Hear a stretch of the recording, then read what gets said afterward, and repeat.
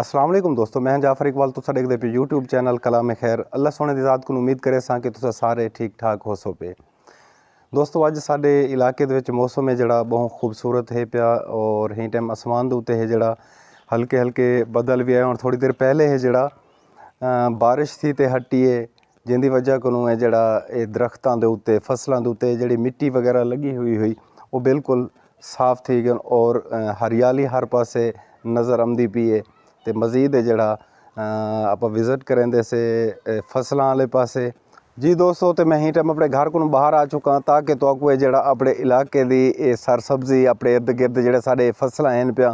ये दिखा सकां कि बारिश थी वन नाल मज़ीद कितने खूबसूरत थी चुके हैं और धुई गन ही टाइम सरसब्ज और शादाब नज़र आंदे पिन और कपाह दा फसल है जिहड़ा ही टाइम अरूज दे उत्ते है और ये उत्ते फुल फल वगैरह जिहड़ा वो चेंदे पे ने तुसा देखदे पे वे कि हुण कपाह को फल वगैरह है जिहड़ा लगदा पे ते कपाह है जिहड़ा ही टाइम बारिश की वजह को बिल्कुल धुई चुकी है और सरसब्ज बिल्कुल नज़र आंदी पे बहुत ही प्यारे और खूबसूरत नज़र आंदी पई है। तो इवें है जिहड़ा नाल ये तो मैं दिखाने की कोशिश करे सां कि ये साढ़े नाल एक कमांद दा फसल है पिया। माशाअल्लाह कमांद दी फसल भी धुलई थी गई इंदी और बहुत ही खूबसूरत है जिहड़ा नज़र आंदी पे। तो ये तुसा देखदे पे वे कि ये देहात दे ये माहौल होंदे न मुख्तलिफ इंदे विच जिहड़ा फसलां होंदियां न पौधे होंदे न। ते ये नाल मेरे एक पौधा खड़े ये कॉमेंट दे विच जिहड़े देहात नाल वाबस्ता लोग हैं उन्हां को तो पता हो से पिया लेकिन शहर वालों को पता ना हो से कि मेरे नाल ये एक पौधा खड़े तो ये शहर वाले लोग है जिहड़ा वो कमेंट करते दसे सन कि ये केड़ी शै दा पौधा है पिया।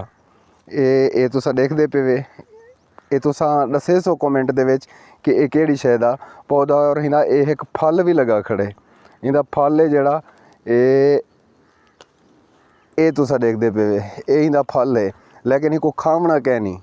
ये बहुत जहरीला होंदे शायद कितनी केर अद्वियात और इन देखो कि ये एक खीर आंगू है जड़ा इन एक मवाद निकलता पे ये तुसा देखदे पे वे बिल्कुल खीर आंगू है जड़ा इन एक मवाद निकलता पे और ये तुसा कमेंट दे विच लाजमी दसे सो क्या चीज़ है। तो हिंदे नाल है जड़ा मज़ीद मैं तो अपने इर्द गिर्द की खूबसूरती और ये चीज़ा है जड़ा दिखावन चाहता और नाल जड़ा ये एक पौधा दरख्त खड़े वे अमरूद दा और इंदे उत्ते है जड़ा छोटे छोटे अमरूद भी लगे खड़े न। तो मैं दिखावन की कोशिश करे सां कि तुसा देखदे पे वे कि ये छोटे छोटे इंदे उत्ते अमरूद भी लगे खड़े न। और इवें है जड़ा एक बई चीज़ भी खड़ी है वो भी तो मैं दिखावन की कोशिश करे सां वो एक दा एक पौधा है पिया केड़ी शै दा वो तुसा लाजमी दसे सो। ये देखदे पे वे ये केड़ी शै है भी इनको कहंदे न सूरजमुखी। ये जड़ा इनको परिंदे वगैरह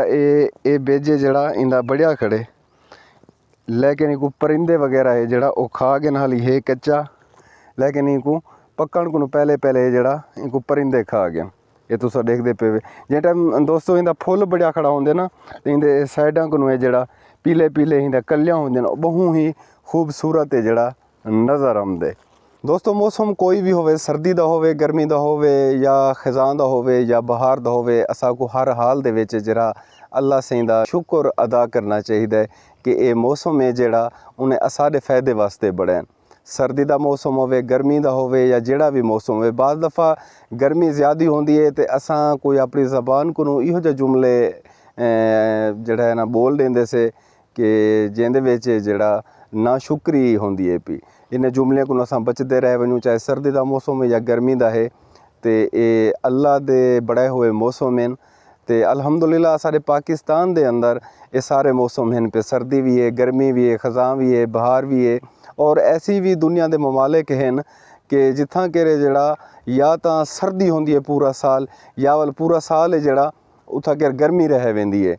तो असा को अल्लाह पाक ने सोहने सोहने मौसम दिते हैं और मौसम के मुताबिक जड़ा असा इतना के फसलां भी होंदे पिया फल भी होंदे पे फ्रूट भी होंदे पे तो हर मौसम के मुताबिक असा को सब्जियां भी मिलदियां तो इंदे उत्ते असा अल्लाह सही दा शुक्र अदा करेंदे रह वञूं। ਦੋਸਤੋ ਸਾਡੇ ਇਲਾਕੇ ਦੇ ਵਿੱਚ ਮੂਨਸੂਨ ਦੀ ਅੱਜ ਪਹਿਲੀ ਬਾਰਿਸ਼ ਹੋਈ ਪਈ। तुसा केड़े इलाके को वीडियो देखते पे वे, अगर तुहाडे कने बारिश अज है तो तुसा अपने इलाके का नाम है जड़ा वो कमेंट दे विच लाजमी लिखे सो, ताकि पता चले कि कित्था कित्था बारिश जड़ा वो थींदी पई है। तो दोस्तों अज दे विलाग दा इत्थे ही कर इख्तिताम करेंदे से जिंदगी वफा तवल इंशाअल्लाह मिलसूं नवे विलाग दे विच। इजाज़त देसो, अल्लाह सोने दे हवाले।